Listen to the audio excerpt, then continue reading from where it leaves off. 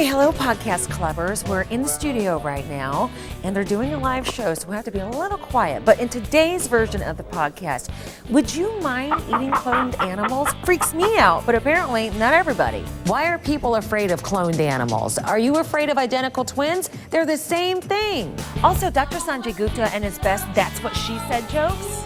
That's what she said. Okay, I'm out. And could somebody turn the heat up in here? It's so cold here at the Morning Express with Rob and Meade. Even the prompter operator's in a jacket. But not everyone agrees. Too hot. I'm dying. I'm sweating again. Every day it's 62 degrees. I'm sweating. First, though, I forgot to introduce myself. I'm Robin Meade, and welcome to the podcast, and welcome to my messy office part of the mess. You know, I wanted to let you in on some of the discussions that go on in deciding what stories are going to lead our newscast or actually be in the newscast. For a good week now, we've had the story of a missing pregnant Marine.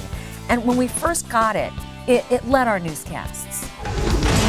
Right now, investigators are searching for a missing Marine 8 months pregnant when she disappeared. 20-year-old Lance Corporal Maria Lauterbach was last seen December 14th at Camp Lejeune in North Carolina.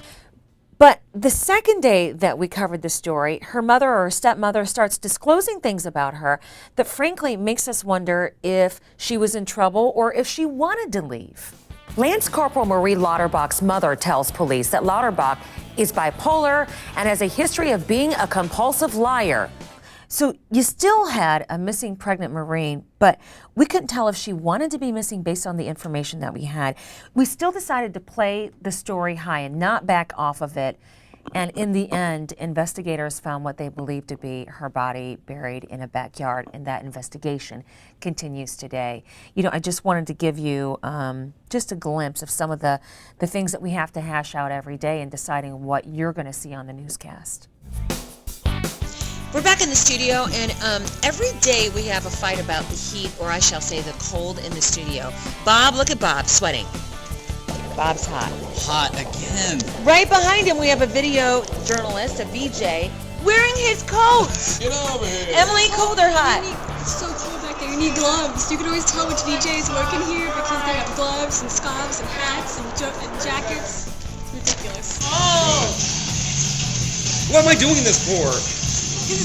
Oh! It's not. I'm supposed to be Mr. Manly. I'm supposed to, enjoy the cold. It doesn't bother me. I don't know if you know this, but in addition to the newscast, I do a little show with Dr. Sanjay Gupta called Accent Health, and it plays in doctors' offices. Very formal, very controlled show. Here's an example. Hello from the CNN Center in Atlanta. I'm Dr. Sanjay Gupta. And I'm Robin Meade. You're watching Accent Health. Thank you for joining us. But I have the best time in between the tapings of that show. I'm about to show you a side of Dr. Gupta and myself that you will not see anywhere else. Here he is talking about the TV show The Office. Okay. Do you watch that show? Oh my Which one? The Office? Oh. Remember the one where he said I'm going to stop making That's What She Said jokes?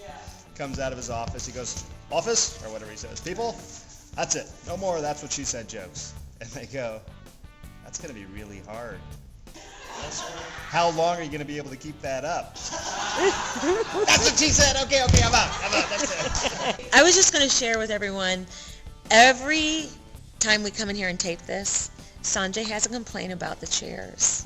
What are you talking about? I've never complained. I love these chairs. I'd like to take these home and burn them. Please. Seriously, every time we come in, there is a different chair because Sanjay has groveled It's not true. It's the and same grumbled chairs. and complained. Same You, hideous, oh ugly, my, no, uncomfortable no, chairs. we sat in those last Wait, time can we- over there. Hey, wait. Hello, Robin Podcast. Can we explain why we can't use other chairs? Robin, go ahead. Tell the nice people. Here's why. Uncomfortable No, chairs. we can't sit on the couch because I'm shorter than you when I stand up, but I'm taller than you when I sit down. Yeah. One more time. Now, why would that be exactly? All right, I'm about to get an education here about how well this podcast is being received by you, okay? This is Derek Moore. He's in charge of all the podcasts that come out of CNN.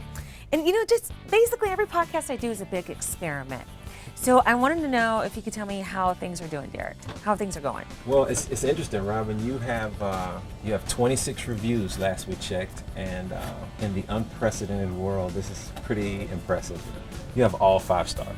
5 stars? That's the highest you can get on iTunes. Really? On Robin Meade Expressed on iTunes. I'm glad that you all like it. What is it that they seem to like, according to these reviews? You know, it's funny. It seems like these guys are fans of the show, and they have followed you right into the world of podcasting. Sizzling Robin Meade by Indigo Taz says, if you watch Robin Meade on CNN, you will love this podcast. She's captivating, intelligent, funny, and did I mention incredibly beautiful? She's the best on TV and now in podcasts. Check it out. Now, in your experience, what makes a podcast work?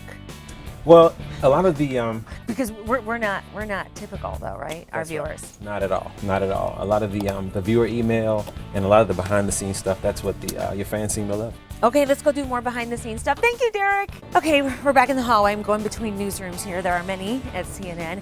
Let me ask you a question. Would you mind eating food from a cloned animal?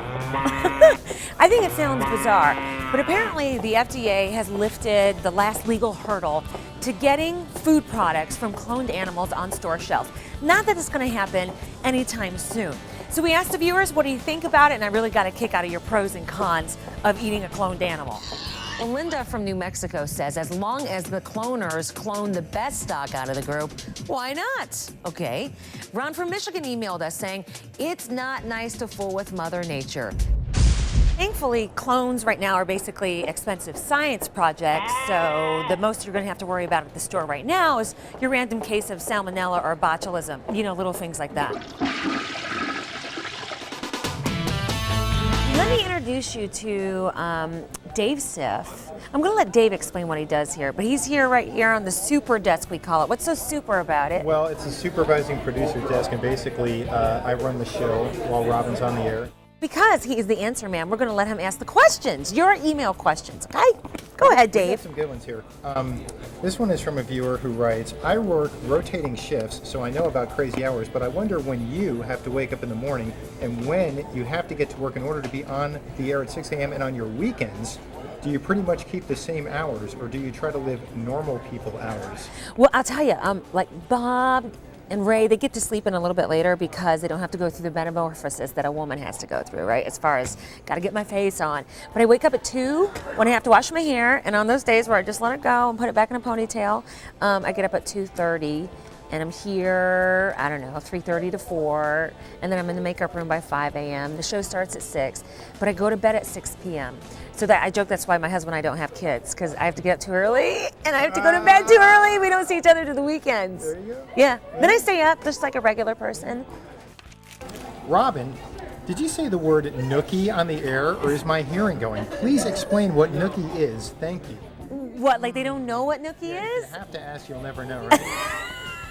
I think they just want me to explain it to see if I know what nookie is. Okay, the story was whose political supporters have the best sex. I kid you not. This was a poll. One of our producers was on PlayboyMagazine.com. Who was on Playboy.com? One of our executive producers! Don't tell. Don't ask, don't tell. I won't Okay, tell. but anyway. And we discovered that Fred Thompson and Barack Obama supporters claim that they get nookie, is what I said on the air, almost every day. I'm like, yeah, right. Let me tell you something. One of our old bosses called me. He emailed me right after I said that on the air and said, it's beneath you to say the word nookie. Please look for another adjective. So then I started saying the horizontal mambo. That's a lot better. It's more creative anyway. Okay, so that's another edition of emails. Thank you, Dave Siff. Thank you, Robin. And thanks to our podcast clubbers for hanging out with us. You never know what we're going to do on this thing. So thank you for being a part of our little production. And I'll see you tomorrow morning on the air. Deal? Deal. Okay, you can leave now. No, get out of here. It's like cribs. Like, get out.